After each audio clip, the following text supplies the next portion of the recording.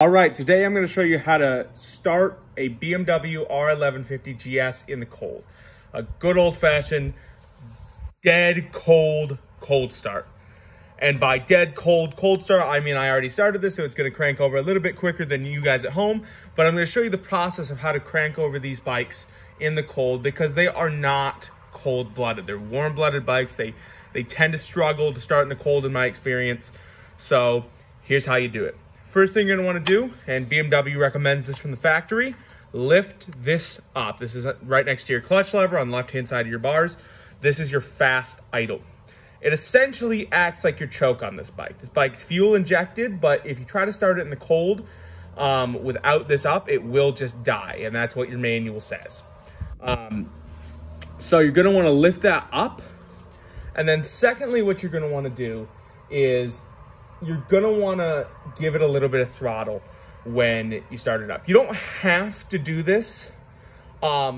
It's not necessary, but the thing about, at least on my bike, I find is that it's spring loaded and this flicks down crazy easily, right?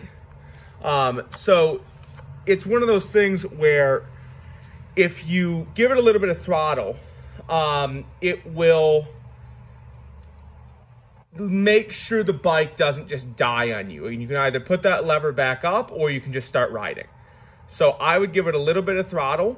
And then secondly, I personally like to keep the fast idle on until the bike is at the above the blue on here. And then that way the bike it idles a lot better once it gets a little bit of heat into it, and then that's just what I personally like to do. So with all that said, let's give it a cold start. So obviously put your kill switch into the run position. I'm in neutral right now, and then just crank it over.